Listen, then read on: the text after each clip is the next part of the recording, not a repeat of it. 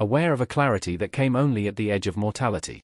Alone in the immense chamber, Henry felt the sharp sting of reality. All the wealth, all the status, all the careful cultivation of his family's legacy, meant nothing when the world retreated in fear.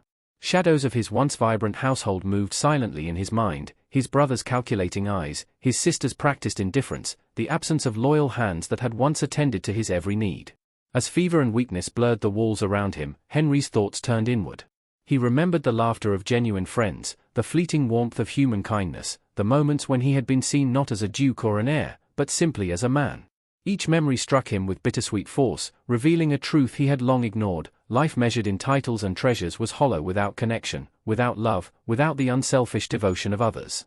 In that hollow silence, a decision began to take shape, a quiet, desperate resolve.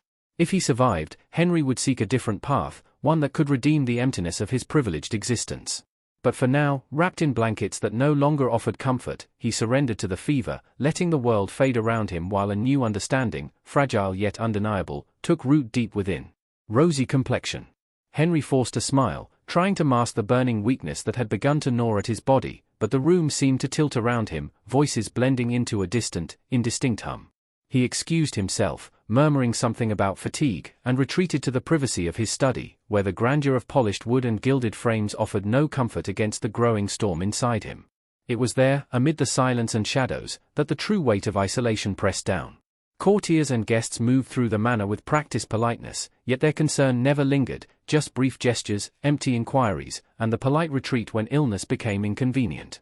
The walls, lined with portraits of ancestors whose legacies Henry had been trained to revere, seemed suddenly judgmental, as though they whispered reminders that status could never shield one from vulnerability. And yet, in that same study, a quiet light appeared. Eliza, the maid who had labored unseen for years, entered with careful steps, her presence steady and unobtrusive. She brought water, wiped his fevered brow, and spoke in a voice soft yet unwavering, telling him that he was not alone, that someone still cared. In that moment, Henry understood something fundamental: the truest measure of a life was not found in titles or wealth, but in the rare souls willing to stand beside you when the rest of the world turns away. Fever and weakness may have consumed his body, but in that small, simple act of devotion, his understanding of loyalty, humanity, and love began to take shape. Henry swayed slightly, gripping the banister as the chill tightened around him, every step up the staircase feeling heavier than the last. The firelight from below flickered across the walls, but offered no warmth to the fever that was slowly claiming him. Just as he reached the landing, his gaze fell on a figure moving quietly across the corridor. Eliza, the maid who had always been part of the background of his life, now suddenly the center of his attention. Her presence was calm and deliberate. She noticed the pallor on his face, the tremor in his hand, and without hesitation, she stepped forward. "Your Grace," she said gently, her voice carrying a warmth that no words of courtesy from family or visitors had ever conveyed. She laid a hand lightly on his arm, steadying him, and offered a damp cloth to press to his fevered brow.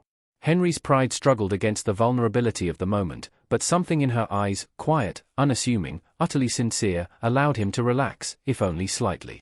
Here was someone who saw him not as a title or a duty, but as a man in need. The grand halls, the polished floors, the ornate chandeliers, all the markers of status, felt suddenly irrelevant. In that simple act of care, Henry began to understand a truth that had eluded him his entire life: compassion cannot be purchased, loyalty cannot be commanded, and the truest human connections often come from those whose lives run quietly alongside your own, unnoticed until they become indispensable. As Eliza guided him to a chair and wrapped a blanket around his shoulders, Henry realized that despite the fever, despite the isolation, he was no longer entirely alone. Henry felt the house shrink around him.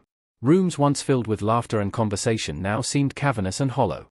One by one, familiar faces disappeared: family, friends, even trusted staff, all retreating behind fear or convenience.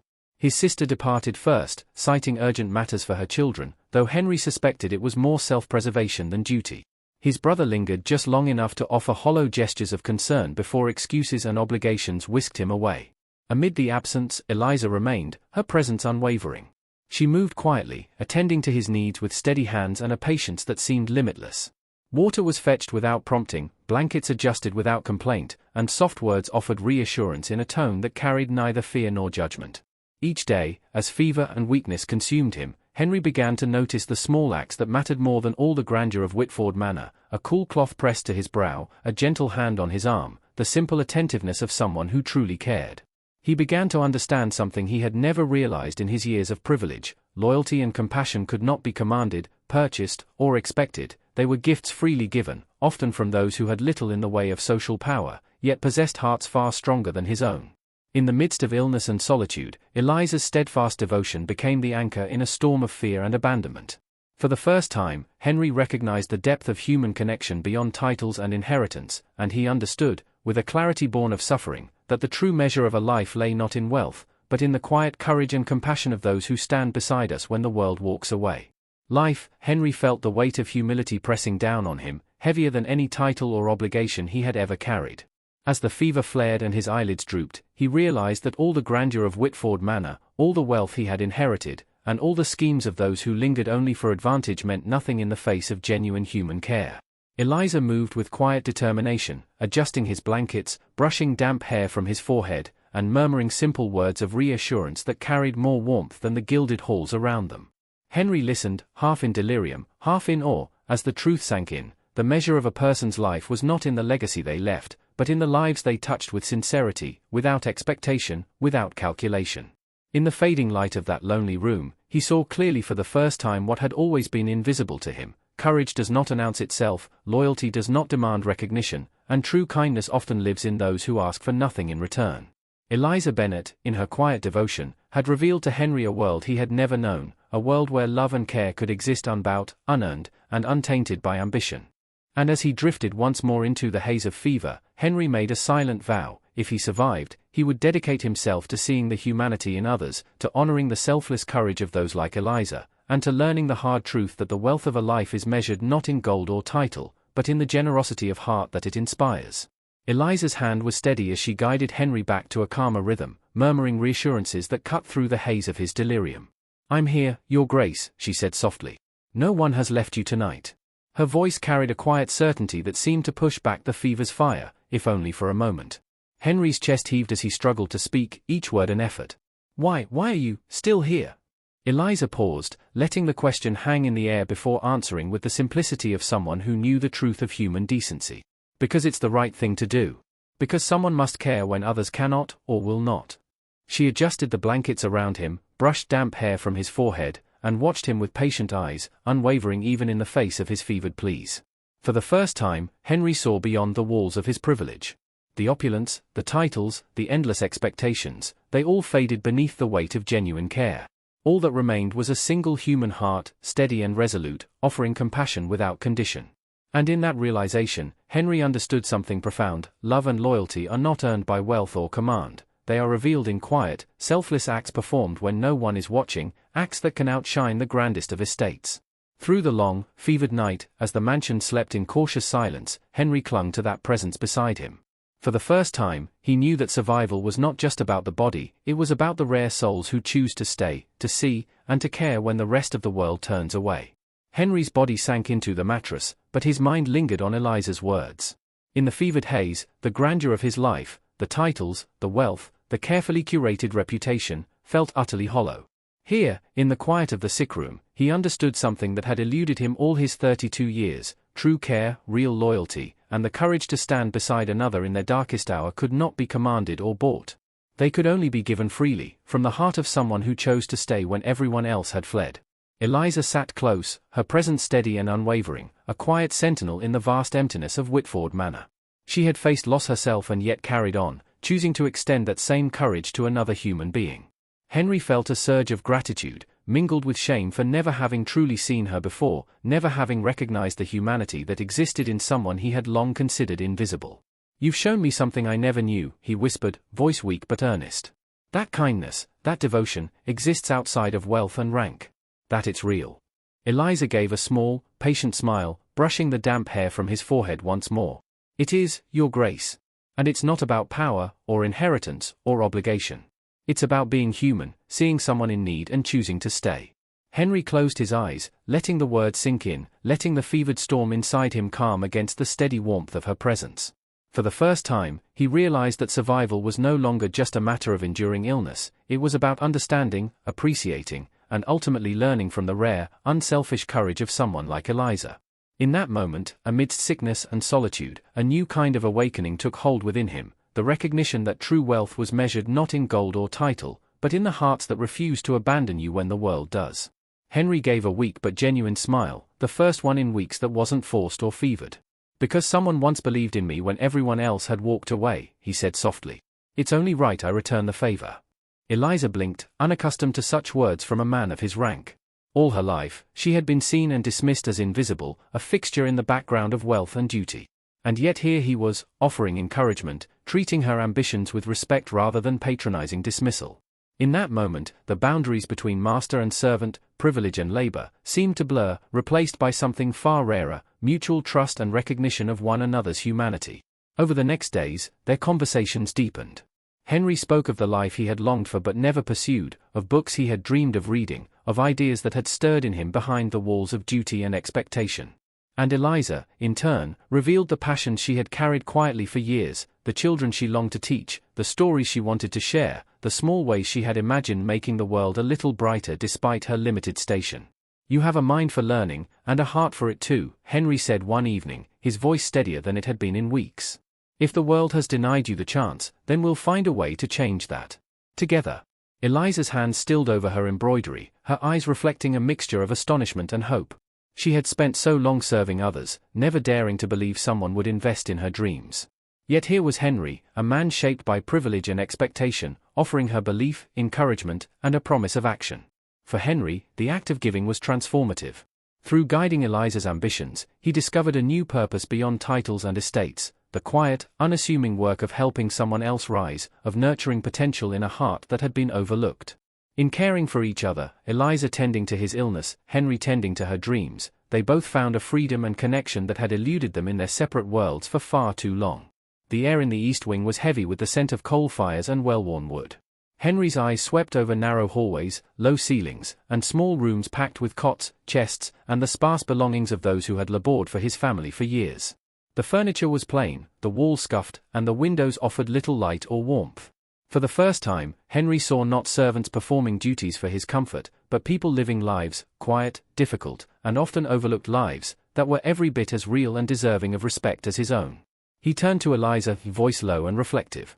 "I never knew, this is how they live. All these years, I've walked these halls without ever noticing. I took their labor for granted, their presence as invisible."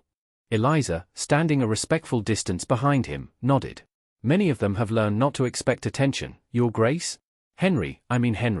They work hard because it's their duty, yes, but also because they care in their own ways." Henry let the words sink in as he continued down the corridor. Each door he passed, each small detail of the rooms, threadbare blankets, worn shoes neatly lined, careful notes pinned to walls, spoke volumes about resilience, sacrifice, and quiet dignity. A shame and humility settled in his chest that was heavier than any illness he had endured. "I want to change this," he said finally, turning to Eliza with conviction. "Better wages, safer conditions, education for their children. These people have given their lives to this estate, and I've never truly seen them. That ends now." Eliza's lips curved in a small, approving smile, but she remained silent, letting him take in the gravity of his revelation. Henry continued walking, stopping to touch a chair, a table, a simple wooden chest, items that had carried decades of service without recognition. It was no longer just about wealth or status, it was about humanity, about the lives of the people who had been the unseen foundation of his world. For the first time, the manor felt less like a fortress of privilege and more like a place that held responsibilities he could no longer ignore. And at his side, steady and unwavering, Eliza remained, not just a maid, but the guiding presence who had opened his eyes, showing him the meaning of care, loyalty, and true leadership. Eliza's hands froze over the dusting cloth, her pulse racing as Henry stepped closer, his expression earnest and unyielding. "Henry, this isn't proper," she whispered, her voice trembling. "Our stations, what people would think." "I don't care what people think," Henry interrupted, his voice firm, carrying a conviction that left no room for argument. "I've spent my life bowing to rules and expectations that meant nothing when it mattered most. I was alone when I needed help. You stayed. You cared. That changes everything for me." Eliza searched his face, seeing the sincerity in his fever-bright eyes, the same eyes that had once looked at her with fragile clarity in the sick room, now steady and strong, carrying the man he had become. "But Henry, if we were to," she faltered, unsure how to even speak the words. "I'm not asking for the world to change overnight," he said gently, placing a hand lightly on her shoulder. "I'm asking for the truth between us to be acknowledged. You are extraordinary, Eliza. You've shown me loyalty, courage, and compassion in a way I never knew existed. And I want you in my life, not as a servant, not as a figure in the background, but as someone whose presence I cherish, whose voice I seek, whose company I value above all else. Eliza felt warmth flood her chest, a mixture of fear, disbelief, and hope. Henry, you really mean that? I do, he said, voice quiet but unwavering. The rules of society, the expectations of rank and station, they mean nothing to me anymore. Only what is real, only what is true, only what matters. And you, Eliza Bennet, matter more to me than I can put into words. For a long moment, silence hung between them, broken only by the soft ticking of the library clock. Then, with a cautious but unmistakable smile, Eliza stepped closer, her hand brushing against his. Then I suppose, she whispered, we will find a way forward, together. Henry's chest lifted with a breath he hadn't realized he was holding. For the first time in his life, he felt whole, not because of wealth, title, or legacy, but because of the rare, unselfish devotion of someone who had chosen to stand by him, and because he had finally learned to see and value it. In that library, surrounded by the silent testimony of generations past, a new chapter began, one written not by society's rules, but by trust, loyalty, and the courage to care. Henry looked up at his brother, calm and unwavering, letting the fury in Charles' voice wash over him without faltering. I do know exactly what I've done, he said evenly. I've chosen happiness. I've chosen love. And I've chosen to stand by someone whose worth I see, even if society cannot. Charles threw up his hands, pacing the study, his face red with anger. Society! You've thrown caution, propriety, and your reputation to the wind. You'll be the laughingstock of every drawing room in London, Henry. A duke, engaged to a housemaid? Have you lost your mind? Henry stood slowly, strength and conviction in every movement. No, Charles. I have never been clearer in my life. I lost nothing worth keeping when I allowed the opinions of the idle and the selfish to dictate my actions. I gained everything that matters. Love, loyalty, honesty, and the chance to be a better man. Charles' face contorted in disbelief, his words trembling with both outrage and fear. Do you even realize what this will mean? The gossip, the mockery, the ruined alliances. Henry stepped closer, lowering his voice but sharpening every word with quiet authority. I realize exactly what it will mean. It will mean that I finally live by my conscience, rather than by fear. It will mean that I honor those who stood by me when others fled. It will mean that I will no longer accept a life measured by status, wealth, or hollow expectations. And yes, Charles, it will mean scandal, but scandal has never been worth more than truth and love. Charles fell silent, unable to argue further. Henry turned back to his desk, gathering the letters that would finalize the arrangements, but he felt no fear, only certainty.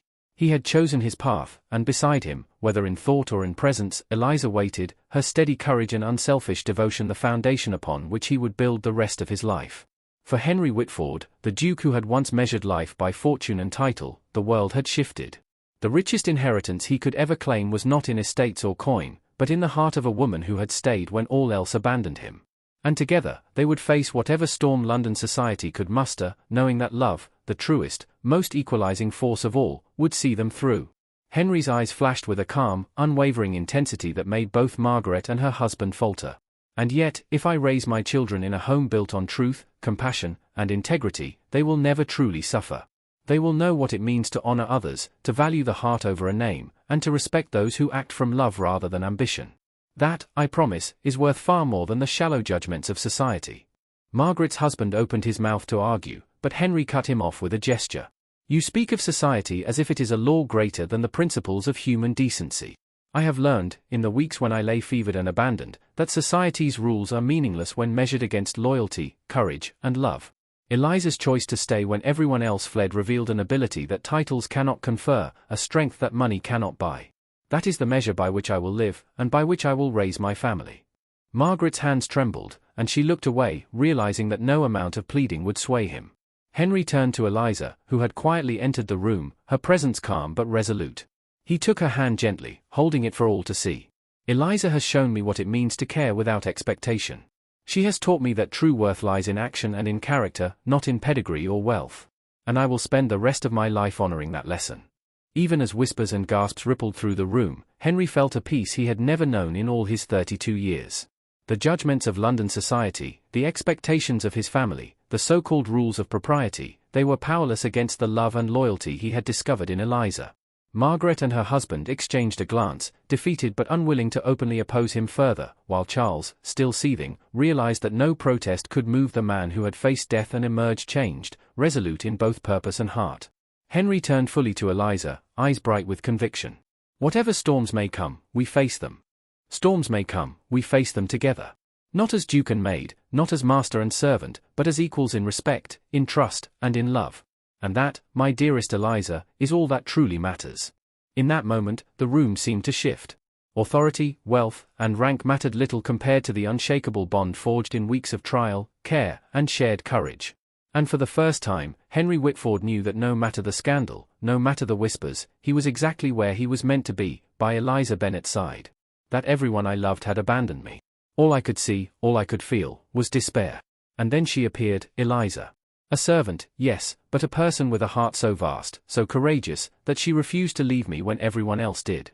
She stayed by my side through the worst nights of my life, not because she owed me, not because she expected reward, but because it was the right thing to do. That, Aunt Beatrice, is the kind of honor I have learned to respect more than any reputation or social expectation. Lady Ashworth's sharp eyes narrowed, and for a moment, the only sound in the room was the ticking of the grandfather clock. So you would throw away centuries of family tradition for a housemaid, she asked, her voice a mixture of incredulity and disbelief. Yes, Henry replied firmly, stepping closer, his hands clasped behind his back. Not for a housemaid, Aunt, but for the woman who showed me what it truly means to care for another human being. She reminded me that life is not measured by titles, wealth, or appearances, but by courage, compassion, and the choices we make when no one is watching. If that is madness, then I am gladly insane. Lady Ashworth sat back, her expression unreadable, her fingers steepled. You are young, Henry, and perhaps you do not fully understand the consequences of your actions. London society will not forgive this, and the whispers will follow you for the rest of your life. Henry's gaze did not waver. Perhaps not, Aunt. But I would rather face a lifetime of whispers with Eliza by my side than a single day of emptiness surrounded by people who love me only for what I can give them. She stayed when no one else would. She showed me what true loyalty, true love, and true humanity look like. That is the legacy I choose to honor, and if society cannot accept it, so be it. For the first time, Lady Beatrice's eyes softened slightly, though the battle in her mind was far from over. Henry's words had struck a chord, a reminder that courage and virtue are not always bound by rank or wealth. And as he stood there, unwavering, holding the hand of the woman who had given him a second chance at life, it became clear that no title, no pressure, and no tradition could diminish the power of the love he had discovered, or the strength of the man he had become. Society, Eliza. The world will judge you more harshly than any instructor ever could. It is not enough to be good, you must appear impeccable in every gesture, every word, every glance. And remember, the strength you showed in caring for Henry will serve you far more than any lesson in manners. Eliza nodded, though the weight of expectation pressed heavily on her. She was learning not just to walk, speak, and act like a lady, but to carry herself with a confidence born of inner conviction, the same conviction that had kept her at Henry's side during the darkest days of his illness. Henry observed her quietly, noticing the subtle transformation in her posture, the careful elegance in her movements, the intelligence lighting her eyes as she absorbed every lesson. Yet to him, she was already extraordinary, not for her grace or her accomplishments, but for the courage and kindness that had first captured his heart. One afternoon, after a long session of etiquette and French lessons, Lady Ashworth allowed Henry to speak with Eliza privately in the garden. "How are you holding up?" he asked gently, taking her hand. "It is difficult," Eliza admitted, a small smile breaking through her fatigue. "Every day I feel as though I am learning a new language, a new world. But I am determined, Henry. For you, and for myself. You're remarkable," he said softly. "Not just for what you are learning, but for who you already are. You've proven that character, courage, and compassion matter more than titles, more than wealth, more than the opinions of the world." Eliza's cheeks warmed. "I hope I can live up to what is expected of me." "You already have," Henry replied firmly, squeezing her hand. "And I will be here to remind you, every step of the way, that we face this world together. The world may resist, but we do not." Lady Ashworth, watching from a discreet distance, allowed herself the faintest nod of approval. Perhaps, she thought, the true measure of nobility is not born from blood or rank, but from courage, devotion, and the willingness to stand for what is right, qualities both Henry and Eliza possessed in abundance. The weeks that followed were rigorous, filled with lessons, corrections, and refinements, but also moments of quiet understanding between Henry and Eliza. Each improvement, each new skill acquired, was a testament to their shared resilience and the love that had already proven stronger than fear, disease, or social expectation. And as the manor prepared to witness Eliza's eventual debut into society as Henry's fiancée, it became clear to all who watched that this was not merely a union of titles and wealth, it was a triumph of devotion, courage, and the enduring power of love to transform lives and challenge conventions.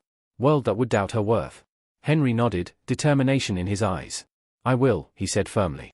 "I want everyone to know that I chose her because she is remarkable, not despite her station, but because of the extraordinary person she is." Eliza, walking beside him, felt a mixture of excitement and nerves. She had come so far, from a housemaid unseen and overlooked, to a woman preparing to stand at Henry's side as his wife. The lessons had taught her poise, etiquette, and knowledge, but more importantly, they had taught her confidence in her own value. The village church, adorned with modest but elegant decorations, seemed to glow with the soft light of winter morning. Friends and tenants who had come to know the Duke and his fiancée watched with quiet anticipation, curiosity mingled with admiration. Henry took Eliza's hand as they approached the altar, feeling the same warmth and gratitude he had first experienced in the weeks she had nursed him back to health. Lady Ashworth, sitting quietly in a pew, allowed herself the faintest smile of pride. The girl she had trained with rigor and discipline now stood poised and ready, not just as a duchess in training, but as a partner who had earned her place through courage, intelligence, and unwavering character. As the vows were spoken, there was a hushed awe among the congregation. Henry's voice rang clear and resolute. "I, Henry Whitford, take you, Eliza Bennet, to be my wife, to love and honor, in wealth or in poverty, in sickness or in health, as long as we both shall live." Eliza's eyes glistened with tears as she replied, "I, Eliza Bennet, take you, Henry Whitford, to be my husband, to support and cherish, to stand by your side, and to love you with all my heart, as long as we both shall live." When the ceremony concluded, there were no loud cheers, no extravagant applause, just a quiet, profound acknowledgement that something extraordinary had occurred. A housemaid had become a duchess not through birth, but through courage, wisdom, and the unwavering love of a man who saw her true worth. Henry squeezed her hand gently as they left the church. "We did it," he whispered. "Together." "Yes," Eliza replied, a smile breaking across her face. "Together." And as they stepped into the crisp winter air, the world outside could speculate and gossip as it pleased, but in that moment, Henry and Eliza knew a truth that no scandal could tarnish. They had found in each other a love that was stronger than titles, stronger than society, stronger even than fear itself. Their life together had only just begun, and it was already extraordinary. "Version of myself," Henry said, taking her hands in his. "Together, we can face anything, and create a life that reflects the values we hold dear: compassion, integrity, and love above all else." Eliza smiled, the weight of months of training, preparation, and societal scrutiny melting away in that single, quiet moment. "I never imagined that love could feel like this," she admitted softly, her eyes reflecting the stars above the garden. "Neither did I," Henry said, drawing her close. "And yet, here we are, proof that courage, kindness, and conviction can reshape even the most rigid of worlds." They stood together beneath the winter sky, hand in hand, hearts full, knowing that their journey had only just begun. Outside, the manor slept in quiet serenity, the echoes of laughter and celebration still lingering in the corridors. But within the garden, and within each of them, there was a sense of enduring triumph, the triumph of love over fear, of integrity over convention, of two extraordinary people choosing each other against all odds. And as the moonlight bathed them in its gentle glow, Henry whispered, "No matter what the world thinks, we have each other, and that is everything." Eliza rested her head against his shoulder, smiling. Everything indeed. In that moment, Duke Henry Whitford and Duchess Eliza Bennet realized that true happiness wasn't granted by wealth, title, or approval. It was forged through compassion, courage, and the unwavering choice to see the best in one another, a lesson they would carry with them for the rest of their lives. From that night onward, Whitford Manor was not just a symbol of aristocratic tradition, but a testament to the extraordinary power of love to transform lives, hearts, and even society itself. With a smile, settling into the armchair by the fire. "I must admit, I was skeptical once, but seeing the work you've done, both on the estate and for the community, I can say that you've exceeded all expectations. Truly remarkable." Eliza's eyes sparkled with quiet pride. "Thank you, my lord. We simply wanted to do what was right. Every person deserves respect, opportunity, and the chance to flourish." Henry squeezed her hand under the table, a shared smile passing between them. "And we've learned that change is possible when you lead with compassion rather than fear or tradition." Lady Peaton nodded thoughtfully. "It's clear that your influence has reshaped not just this estate, but the lives of everyone who lives and works here. I dare say, history will remember Whitford Manor for more than its lineage, it will be remembered for the courage and humanity of its Duke and Duchess. Eliza glanced at Henry, her heart swelling with gratitude and love. We couldn't have done it without each other, she said softly. Henry drew her close. No, we couldn't. And together, we've built more than a home, we've built a legacy. Outside, the winter sun cast a golden glow across the estate, illuminating the gardens, the cottages, and the laughter of children playing. Inside, the warmth of family, love, and achievement filled every corner of Whitford Manor. The Duke and Duchess, once bound by duty and expectation, had transformed not only their own lives but the world around them, proving that courage, integrity, and a devotion to one another could indeed change everything. And so, the story of Henry and Eliza endured, not as a tale of scandal or defiance, but as a testament to the enduring power of love, the triumph of character over status, and the extraordinary impact of two people daring to see the best in each other. Henry reached for Eliza's hand, his eyes reflecting the soft glow of the garden lanterns. Do you realize, Liz, he said gently, that every choice we made, every obstacle we faced, was worth it? Not because the world celebrated us, but because we stayed true to each other, and to what was right. Eliza smiled, leaning into him. I do. And I wouldn't change a single moment, not even the fear, the scandal, or the whispers behind closed doors. Those trials shaped us, and they've made everything we have now more meaningful. Henry drew her close, resting his forehead against hers. And our children will grow up knowing that. That worth is measured by deeds, by compassion, by courage, not by the family into which you're born. That the heart matters more than the title, and love matters more than approval. I hope they remember it, Eliza whispered, her voice soft, yet full of conviction. I hope they live by it. They will, Henry said with certainty, because we will teach them. And because they will see it every day in the way we love and respect one another, in the way we care for everyone around us. That is our true inheritance. The roses swayed in the evening breeze, carrying the scent of the gardens where their love had grown. Their children's laughter echoed faintly from the manor above, a living testament to the life they had built together. For Henry and Eliza, every act of kindness, every lesson taught, every barrier broken, became a thread in a legacy stronger than wealth or title, a legacy defined by heart, courage, and enduring love. And as they stood together under the stars, Duke and Duchess of Whitford, they understood the greatest truth of all, that love, when courageous and selfless, has the power to transform not only two lives, but the world itself. Their story would live on, not as a tale of scandal, but as a beacon, reminding all who heard it that character, compassion, and love are the truest measures of greatness.